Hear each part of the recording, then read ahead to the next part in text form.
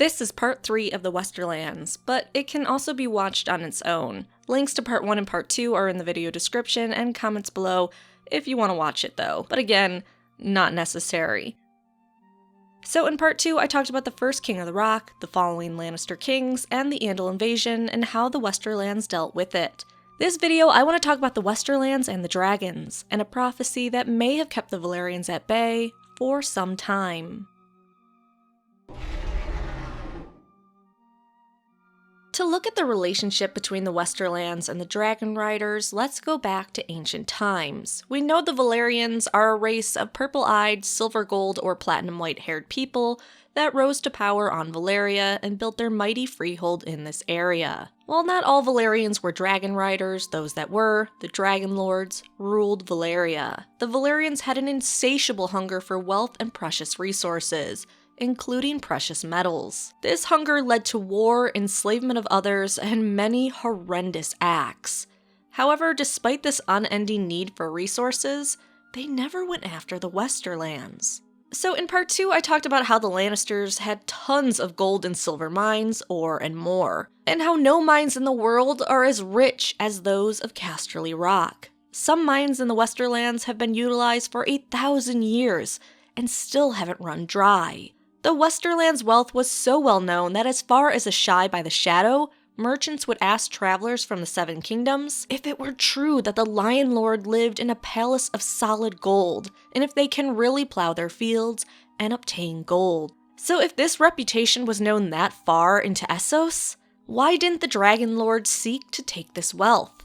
Surely a dragon ride over wouldn't be that hard. They've flown and attacked some impressive distances before. Yet, according to Maesters, there is no evidence the Dragon Lords ever made contact with the Lords of Casterly Rock, the Casterlys or the Lannisters that took the rock from them. There are two major thoughts on why the Valyrians did not strike the Westerlands, despite the wealth located there. The first comes from an Archmaester who suggests the Valyrians had actually reached as far as Old Town in ancient days and attacked.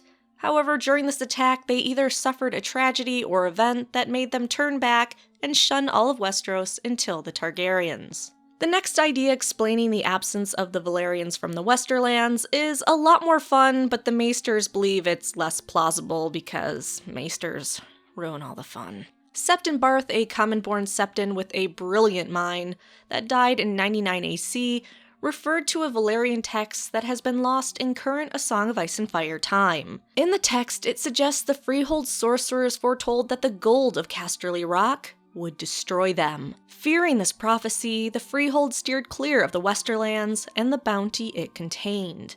Which is interesting, as a century before the Doom, the Lannisters paid what was surely enough gold to raise an army for a Valyrian steel sword from the Freehold. But more on that in another video. So the Westerlands were left to be conquered slowly by the Lannisters as they beat back the Ironborn, the Riverlands, and the Reach until Aegon I Targaryen, a little over a century after the doom of Valyria that led to the destruction of almost all the Valyrians, decided he wanted the Seven Kingdoms. In 2 BC, Aegon, from his family's home of Dragonstone, sent letters to all the rulers of the kingdoms informing them he would be the only king in Westeros, and those that knelt could keep their titles and land. Those that did not would be destroyed. And I've covered Aegon's conquest in quite a few other videos, so for this video I'm just going to go over what is relevant for the Westerlands. Obviously the Lannisters, having dealt with many conflicts over the centuries as they carved out and held control of their territory, weren't on board for giving up their title as Kings of the Rock. The current King of the Rock, Loren Lannister, planned for how he would deal with the Targaryen threat as Aegon the Conqueror and his 2 sister wives took the Riverlands and the Stormlands. Despite being enemies of the Reach many times throughout history, King Loren knew he would need the current King of the Reach, Mern the Ninth Gardener, to have a chance against the Dragon Lord and his host. So the 2 kings, Loren Lannister and Mern Gardener, joined their armies in the Northern Reach below the walls of Golden Grove. Their army totaled 55,000 strong, with over 5,000 mounted knights. It was considered the greatest host ever seen in Westeros, though House Gardener brought half as many more men than Lauren. And Gardner may have had an even bigger host had his vassal, House Hightower, not refused to join him, but that's a video for the Reach series.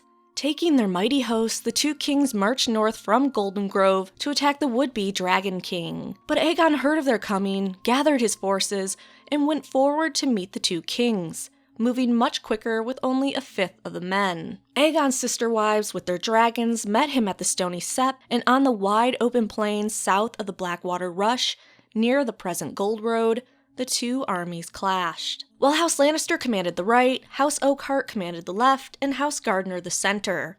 They attempted to flank Aegon and smash his center with knights, but Aegon and his forces managed a defensive crescent. When the kings charged forward to break Aegon's spear lines, things went real bad for the defenders. Dragons have a distinct advantage of being able to fly really high and spit fire. So that is exactly what Aegon and his two sister wives did. Taking to the air on their dragons, the three siblings set the field on fire from all sides, focusing on the area upwind of the Westerland and Reach armies. The field was incredibly dry and the right condition to create a devastating effect. Even those that managed to escape the flames upwind found Aegon's forces waiting for them to be picked off. At the end of the battle, 4,000 men from the king's armies were killed by the dragons, including the king of the Reach and all his sons, grandsons, brothers, cousins, and kin, and the Order of the Green Hand. 10,000 men suffered horrific burns, and 1,000 men died from swords, arrows, and spears. The swords of the defeated men were sent downriver to Aegon Fort to later become part of Aegon's Iron Throne. This battle was dubbed the Field of Fire afterwards for the devastating flames that engulfed the field and the defenders' army. The only time in Aegon's conquests all three Targaryen dragons had taken to a battlefield all at once. Now you may be wondering what about the King of the Rock, who I have not mentioned yet. King Loren, realizing Aegon had won, quickly fled the field of battle and flames to live another day. He suffered no burns or death due to his quick retreat. Loren was found the following day and promptly gave up his kingship of the Westerlands and became known as Loren the Last. After this, Loren and his Westermen, among the other regions Aegon had already conquered, aided Aegon in his march to the north to take the Stark territory. Luckily, the Northern King heard of the previous battles and quickly surrendered without a fight. From the day Loren knelt, the Lannisters became the Wardens of the West and Lords of Casterly Rock, and they bowed under House Targaryen. Aegon was incredibly fair with the Westerlands, as he was with other regions of the Seven Kingdoms, for the most part, and after they submitted, of course. Though now under the control of the Targaryens, the Westerlands, and therefore the Lannisters, were allowed to keep their wealth and remain in control of their region. But that doesn't mean they had equal sway, as the other 6 of 7 kingdoms Aegon had folded into one. The Baratheons who now controlled the Stormlands were close to Aegon, as the warden of that area was supposedly Aegon's bastard brother and had helped him since day one of his conquest. We also have the Tullys that had thrown themselves at Aegon and developed close ties with the Iron Throne. The Lannisters had no blood relation to the Targaryens and too much pride to throw themselves at them to win favor and power at court.